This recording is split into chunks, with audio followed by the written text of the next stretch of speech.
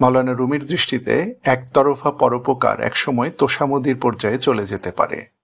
যদি কোনোদিন কোনো কারণে তুমি ওই উপকার বন্ধ করে দাও, তাহলে সে নিজের অধিকার লঙ্ঘন বলে মনে করবে এবং তোমার শত্রুতে পরিণত হবে। আপনি যদি কারো প্রতি অতিরিক্ত সদয় আচরণ করেন, তাহলে সে আপনার বাধ্য হয়ে যাবে না, বরং আপনার বস হয়ে যাবে। ছোটবেলায় প্রথমে পিতামাতা এবং এরপর সমাজ, স্কুলের শিক্ষক, এমনকি টেলিভিশনে প্রচারিত কার্টুনগুলিও আমাদেরকে অপরের প্রতি সদয় আচরণ করতে শিখিয়েছে। কিন্তু আমরা তখন বুঝতে পারিনি এর মাধ্যমে কি বোঝানো হয়েছে। বড় হয়ে আমরা বুঝতে পারি সদয় আচরণ মানে হচ্ছে এমন কাজ করা যা আপনার পছন্দ নয়, এমন চাকরি করেই যাওয়া যা করে আপনি তৃপ্তি পান না, এমন সম্পর্ক টিকিয়ে রাখা বহু আগে যার সমাপ্তি ঘটেছে, সবার সামনে নিজের অভিমত ব্যক্ত করা থেকে বিরত থাকা যাতে অন্যরা কষ্ট না পায়, নিজের সময় ও এনার্জি এমন সব কাজে ব্যয় করা যা কখনো আপনার স্বার্থ রক্ষা করে না। আজকের ভিডিওতে আমরা মাওলানা রুমির দৃষ্টিভঙ্গি অনুযায়ী একথা বোঝার চেষ্টা করব যে নিজের মতের বিপরীতে গিয়ে অতিরিক্ত দয়ালু ও সদয় আচরণ করলে আমাদের জীবনে কি পরিণতি হতে পারে। আমাদের বহু দর্শক বিভিন্ন ভিডিওতে কমেন্ট করে আমাদের আলোচিত বিষয়বস্তুর বিষয়ে কুরআন, হাদিস, ইমাম গাজ্জালি, শেখ সাদি, মাওলানা রুমির মতো সাধকদের দৃষ্টিভঙ্গি নিয়ে আলোচনা করার অনুরোধ করেছেন। আমরা আপাতত কুরআন হাদিস নিয়ে আলোচনা করব না, বিদগ্ধ আলেমগণ এ বিষয়ে আলোচনা করবেন। আমরা আজ ফার্সি ভাষার অন্যতম সেরা কবি এবং সুফি সাধক মাওলানা রুমির দৃষ্টিভঙ্গি নিয়ে আলোচনা করব। তিনি সারা জীবন অপরের প্রতি সদয় আচরণ করার শিক্ষা দিয়ে গেছেন। তবে তিনি সবার প্রতি সদয় হতে বলেননি। তার দৃষ্টিভঙ্গি অনুসরণ করলে আপনি সবাইকে খুশি করতে পারবেন না, কিন্তু প্রতিকূল পরিস্থিতিতে আত্মরক্ষা করতে পারবেন। তাহলে চলুন শুরু করা যাক। উপদেশ: সদয় আচরণ তখনই ইতিবাচক যখন তা দ্বিপক্ষীয় হয়। মাওলানা রুমি বলেন, মানুষের যেমন শারীরিক চাহিদা রয়েছে, তেমনি রয়েছে আত্মিক চাহিদা। আত্মার সবচেয়ে বড় চাহিদা হচ্ছে দয়া ও সদয় আচরণ। এই প্রয়োজনটি না মিটলে আমাদের চিত্ত অস্থির হয়ে পড়ে, টেনশন ও স্ট্রেস আমাদেরকে পেয়ে বসে। রুমি বলেন, আমাদেরকে যেমন সদয় আচরণ করতে হবে, তেমনি সদয় আচরণ পেতেও হবে। তিনি সতর্ক করে দিয়ে বলেন, সদয় আচরণ হতে হবে স্বতঃস্ফূর্ত, জোর করে নয়। অবমাননাকর পরিস্থিতি থেকে মুক্তি পাওয়া কিংবা অপরের দৃষ্টি আকর্ষণ করার জন্য যে সদয় আচরণ করা হয় তা ধ্বংসাত্মক হতে পারে, কারণ এসব ক্ষেত্রে মানুষ নিজের প্রকৃত চরিত্র গোপন রাখতে বাধ্য হয়। তার এই সদয় আচরণ সত্যনিষ্ঠ নয়, বরং নিছক অপরকে খুশি করার জন্যে। মাওলানা রুমি বলেন, জিনাতে উ আজবারয়ে দিগারন বস কারদে বিহুদে চেশমদাহন এই থু দার বিগর খোদ র বখতা দিগারন র থুজে খোদ নাচনাখতা। অর্থাৎ, তুমি যদি অপরের দৃষ্টি আকর্ষণ করার জন্য অভিনয় করো, তাহলে একসময় নিজের অস্তিত্বই ভুলে যাবে। কিন্তু সেই সদয় আচরণ গ্রহণযোগ্য যেখানে অপরের উপকার হওয়ার পাশাপাশি তুমি নিজেও উপকৃত হবে। মাওলানা রুমির দৃষ্টিতে একতরফা পরোপকার একসময় তোষামোদির পর্যায়ে চলে যেতে পারে। মাসনাভি কাব্যগ্রন্থের অন্যত্র মাওলানা রুমি যে চরণগুলো বলেন সেগুলো আমরা ভিডিওতে তুলে ধরলাম, কিন্তু আপনাদের বিরক্তির কারণ হতে পারে বলে উচ্চারণ করতে গেলাম না। তিনি এখানে বলছেন, তুমি অপরকে খুশি করতে গিয়ে নিজেকে ছোট করো না। তিনি এখানে অপরকে তোতা পাখির সঙ্গে তুলনা করেছেন, যারা বাহ্যিকভাবে দেখতে সুন্দর কিন্তু ভেতরে অন্তঃসার শূন্য।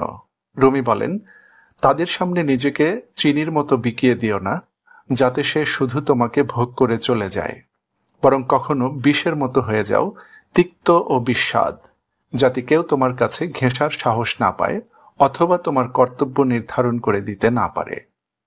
কাজেই অপরের অন্যায় দাবি বা চাওয়া পূর্ণ করার পরিবর্তে নিজের ব্যক্তিত্বকে শক্তিশালী করুন। এখানে যদি আপনার কথা বা কাজ অপরের কাছে বিষময় তিক্ত মনে হয়, হোক না।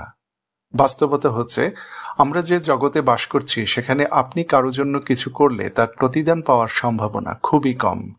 কাজেই আপনি যদি সদয় আচরণ করতেই চান, পরোপকার করতেই চান, এমন কারো জন্য করুন যাতে পরে অনুতপ্ত হতে না হয়। এখানে আরেক ফার্সি কবি ও সাধক শেখ ফরিদউদ্দিন আত্তারের একটি কবিতার দুটি চরণ প্রণিধানযোগ্য। তিনি এই কবিতায় যা বলছেন তা হল, তুমি যদি সম্মান পেতে চাও তাহলে তোমার জীবনাচরণে ভারসাম্য থাকা প্রয়োজন। তুমি যদি নিজেকে ছোট করে কাউকে অনর্থক বড় করে তুলতে থাকো তাহলে খুব স্বাভাবিকভাবে ওই লোকের কাছেই তোমার মূল্য কমে যাবে।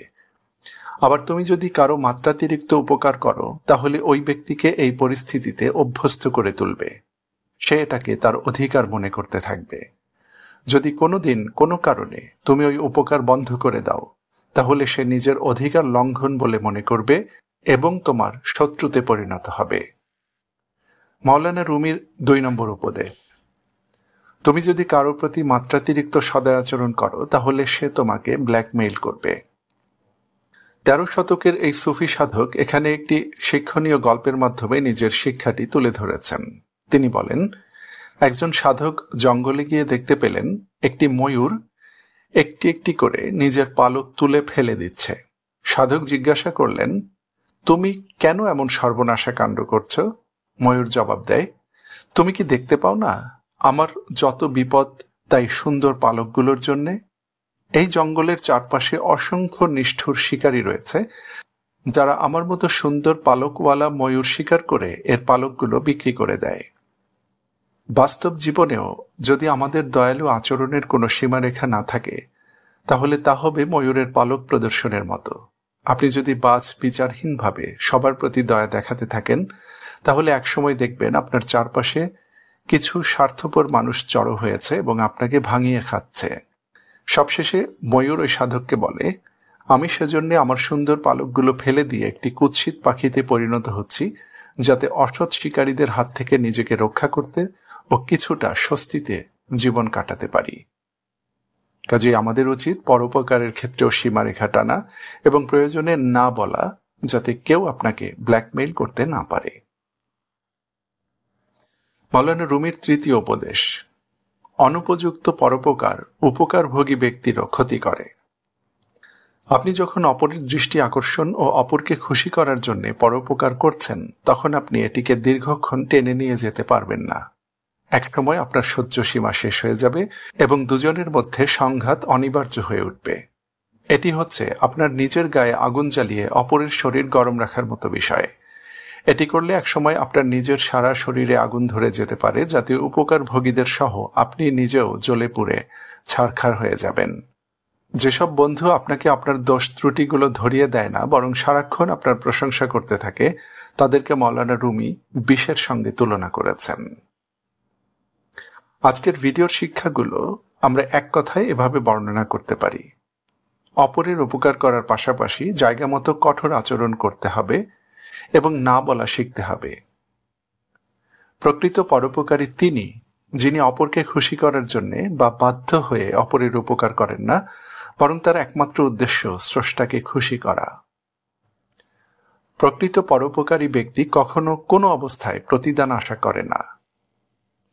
আপনাকে একথা উপলব্ধি করতে হবে যে পৃথিবীর সকল মানুষ আপনার সমর্থক বা বন্ধু হবে না। পরোপকার করার সময় নিজের প্রয়োজন মেটানোর কথা মনে রাখতে হবে।